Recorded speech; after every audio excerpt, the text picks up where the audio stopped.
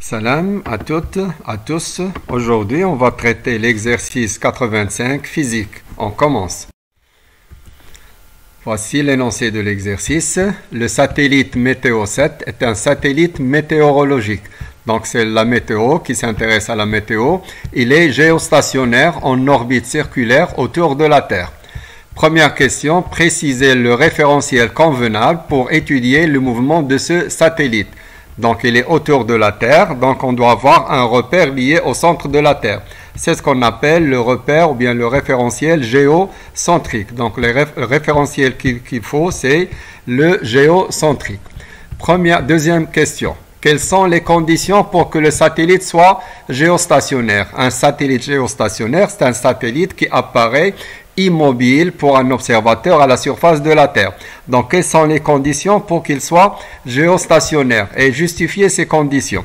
Alors, première condition, donc, il doit avoir un mouvement dans le plan de l'équateur, c'est-à-dire sa trajectoire circulaire, il doit être dans le plan de l'équateur. Pourquoi? Parce que, alors, autour de la Terre, il subit une force qui est géocentrique, c'est-à-dire orientée vers le centre de la Terre. Et lorsqu'on est sur le plan de l'équateur, elle va être aussi orientée vers le centre de la trajectoire. Donc, elle sera aussi centripète. Si on est un petit peu au-dessous ou bien au-dessus, la force, elle sera géocentrique, mais elle ne sera pas centripète. Et si la force, elle est centripète, alors on va avoir une accélération centripète. Donc, on a vu que l'accélération centripète est une condition de satellisation pour avoir un mouvement autour de la planète. Donc, deuxième condition, ou bien c'est sa deuxième condition, il faut avoir une période, il faut que la période de révolution du satellite soit égale à 24 heures, c'est-à-dire la révolution de la Terre, mais en plus dans le sens de rotation de la Terre. Pourquoi? Parce que lorsque le satellite il tourne avec le même rythme et la même cadence que la Terre, bon, le satellite il va apparaître immobile par rapport à la surface de la Terre, c'est-à-dire par rapport à un observateur à la surface de la Terre. Donc, le plan de l'équateur, pour avoir la première condition de satellisation, c'est l'accélération centripète, et 24 heures dans le même sens de la Terre, pour avoir l'immobilité apparente du satellite. Troisième question. Calculer l'altitude H de Météo-7, c'est-à-dire on va calculer l'altitude H pour tous les satellites géostationnaires. C'est ce qu'on a vu dans le résumé du cours. On n'a pas fait les calculs, mais on a la valeur, on va essayer de la retrouver. On commence. Voilà, donc le système étudié, c'est le satellite. Le repère, on a dit géocentrique. La force donc appliquée, c'est la force de gravitation. La deuxième loi de Newton, F égale à la masse du satellite, le système étudié, fois son accélération. Alors maintenant, on va essayer de déterminer, on fait la projection normale sur la direction normale de la base de freinée pour déterminer la vitesse. Donc, la composante normale Fn égale à la masse du satellite fois l'accélération normale. Et puisque l'accélération, la force elle est centripète, elle est géocentrique, donc on a F qui est confondue avec la normale dans le sens positif. Son expression c'est G fois la masse du satellite fois la masse de la Terre sur le rayon au carré. Le rayon il est composé du rayon de la Terre plus l'altitude ou bien la hauteur h, le tout au carré. Donc la même chose, v au carré sur le rayon. On simplifie la masse du satellite, voilà, on simplifie la masse ici. Donc on aura finalement la vitesse, on va déterminer la vitesse, on va trouver ici la racine carrée de g fois mt sur le rayon.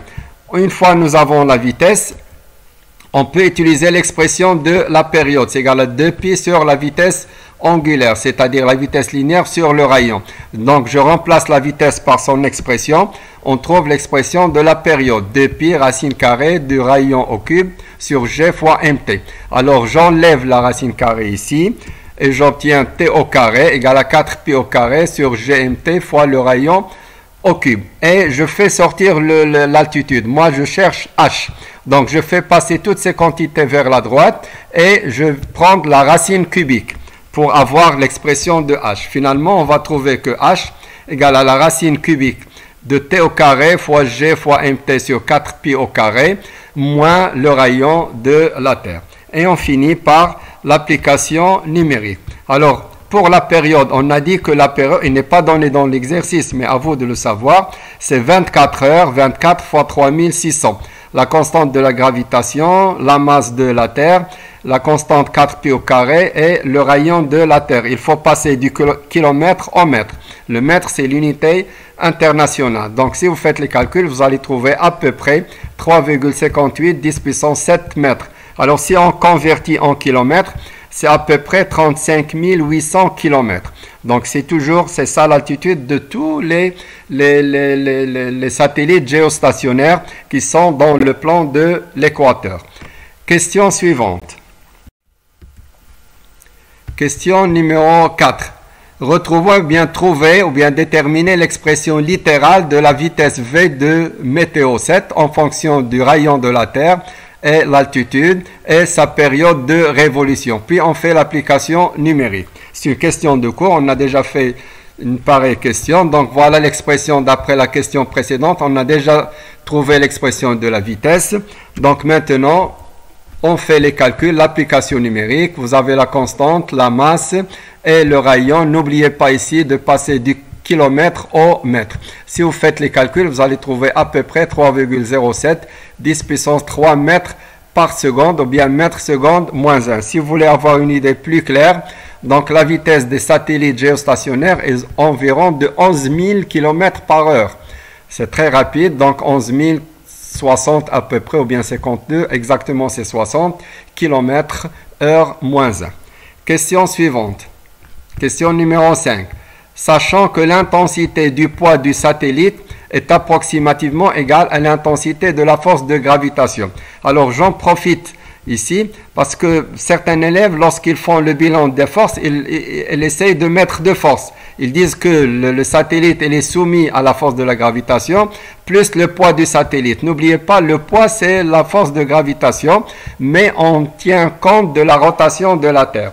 Donc lorsqu'on parle de la gravitation, c'est la force exercée par la Terre, mais à cause de la rotation de la Terre, la force, l'intensité de la force de gravitation, elle est légèrement atténuée par l'effet de la rotation de la Terre. Alors la vraie valeur de la force, c'est ce qu'on appelle le poids. Je donne un exemple comme ça, au hasard. Si par exemple la force de gravitation, elle vaut 10 newtons, à cause de la rotation de la Terre qu'on néglige, l'effet de la force ou bien la valeur de la force, il devient par exemple égal à 9,99.